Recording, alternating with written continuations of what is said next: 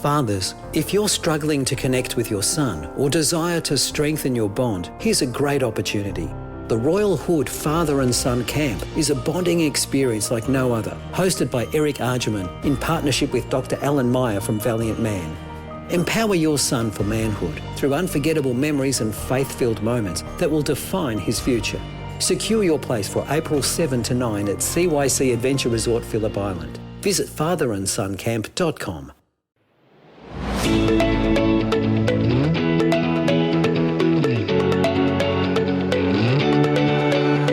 Hello, welcome back to another episode of the Everyday Joy podcast. I'm your host, Ash Couchman, and I cannot wait to find moments of joy with you today.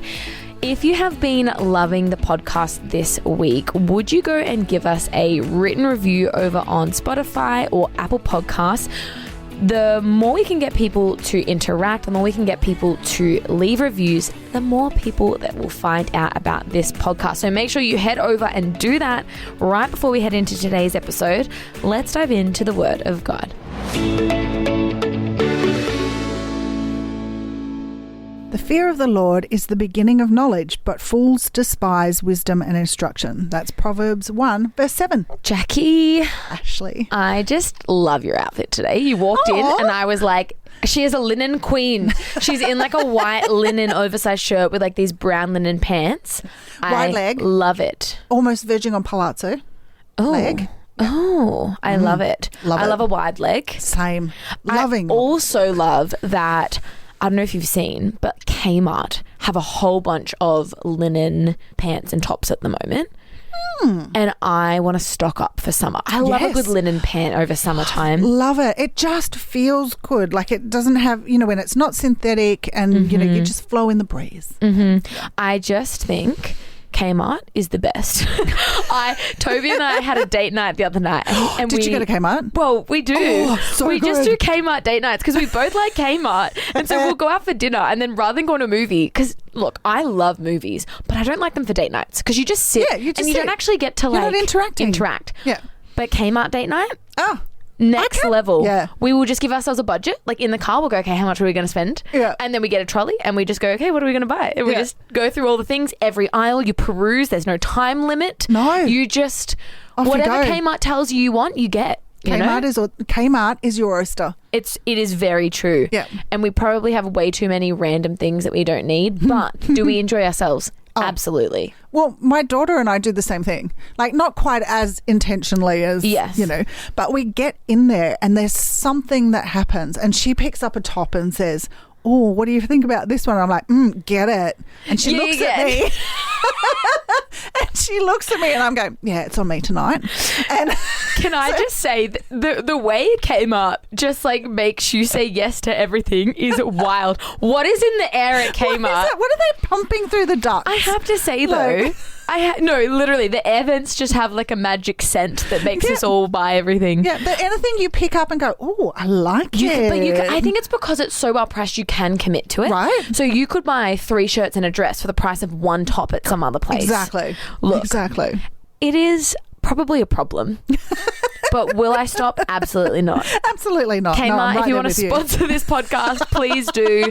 We all love it. I love your Christmas things. I love your clothes. Everything about it is... Oh, I'm in love with the storage range. Have I, stored everything in my house on a Kmart thing? Could be. Maybe. Not going to confirm or deny. Yeah. Whatever it is. Even just the homewares, the decor, the decor. The decor.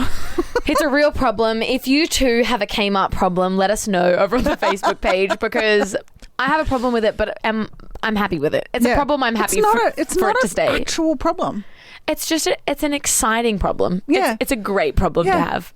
Yeah, totally. The chats the tangents we go on. The yuppa. Jack, Proverbs 1 verse 7, the fear of the Lord is the beginning of knowledge, but fools despise wisdom and instruction.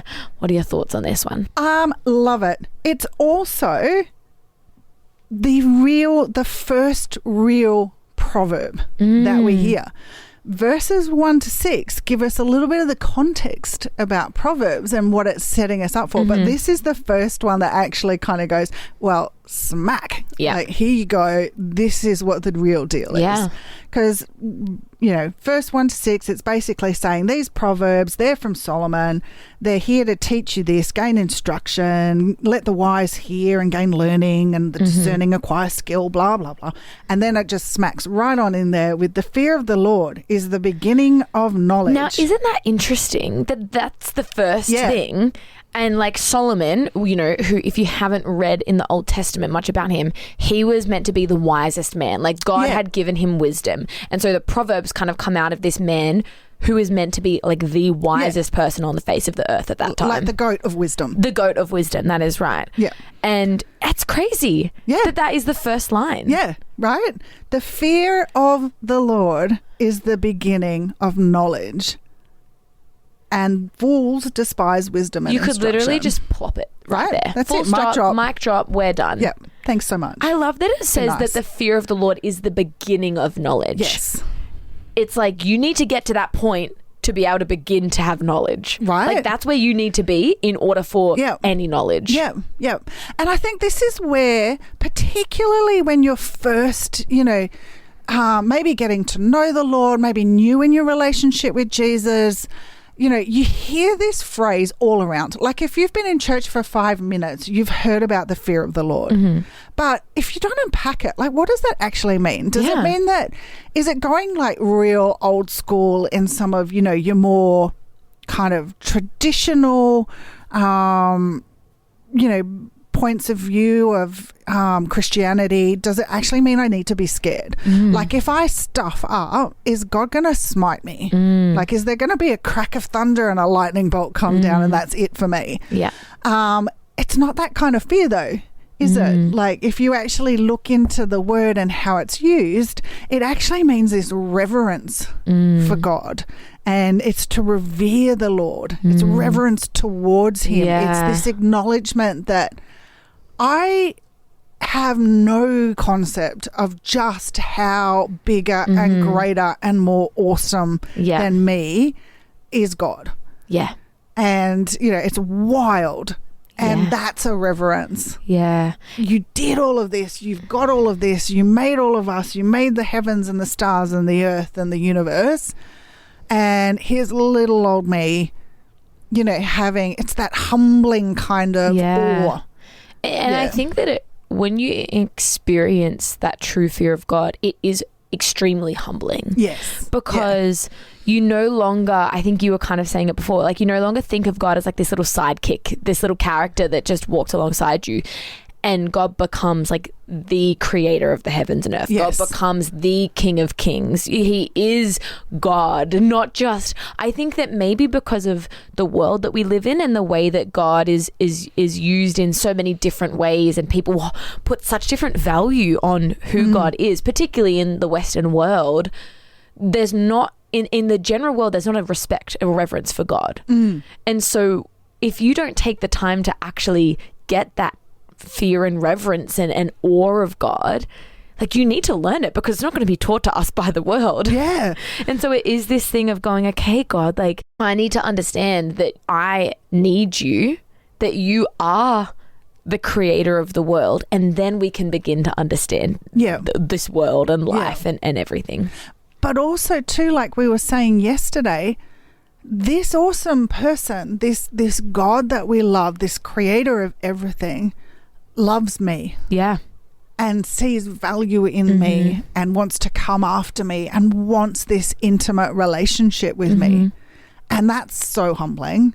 And that's so, like, I can be really reverent of that. It doesn't mean I need to be overly formal or, have rote prayers to say or anything like that. He wants me to know him and he wants to know me. Yeah. More intimately and better than anybody on earth. Yeah.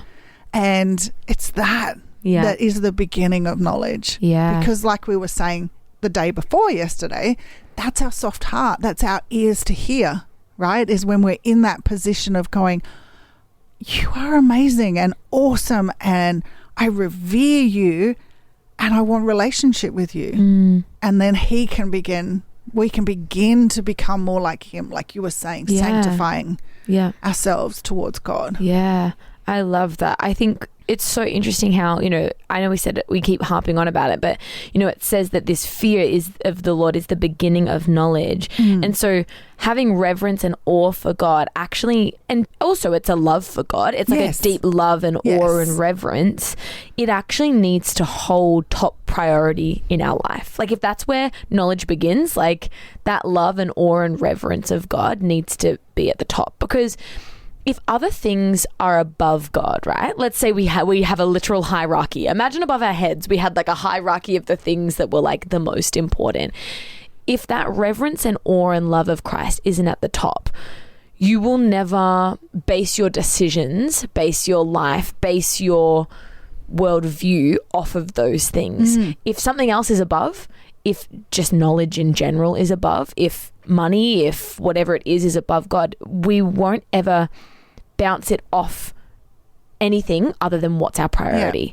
And so keeping that reverence and awe for God is so important, because it actually changes your heart posture, exactly like what you said before.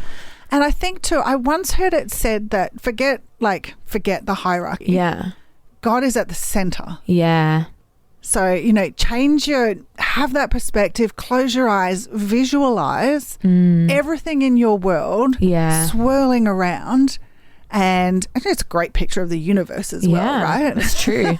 But God is at the center. Put God at the center of everything you do. Yeah. So when you're interacting with your family, when you're bringing up your children. Yeah, that's great. Put God at the center of it. When you're at work, when you're juggling with people and priorities and commitments, put God at the center. Yeah, that's great. And that's that awe and reverence, right? And when you do that, that's the beginning of knowledge. Yeah. That's the, where you're getting wisdom and instruction from God. And if you don't do it, like it's literally saying, that's foolish. Yeah. That's a foolish thing to do. But it's interesting how that second part of the scripture is, but fools despise wisdom and instruction. And it literally takes us back to, like you said, the episodes earlier in the week on Tuesday, where it's like, if we don't have a heart that's in that posture, we're not going to learn. Like we need to want to hear God. We need to want to hear that wisdom and learn from God. Because if not, it's just going to fall on that dry,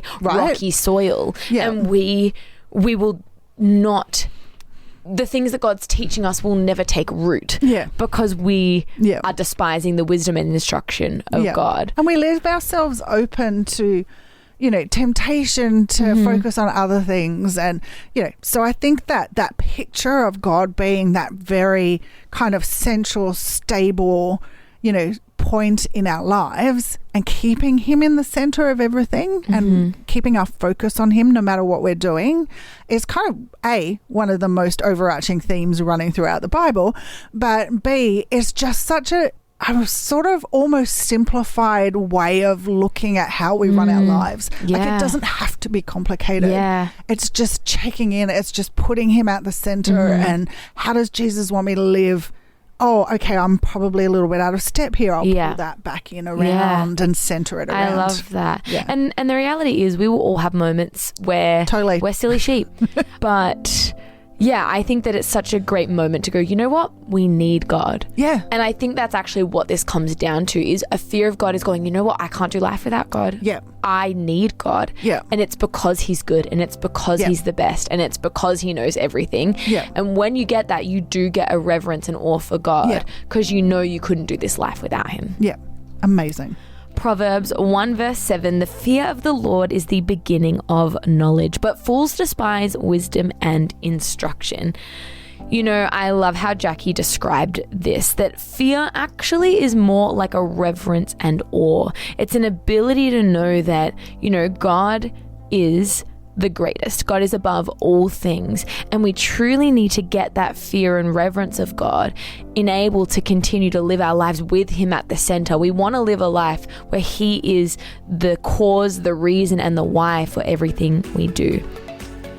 I cannot wait to dive even deeper into the word of God with you tomorrow. But until then, I pray you're able to find moments of joy.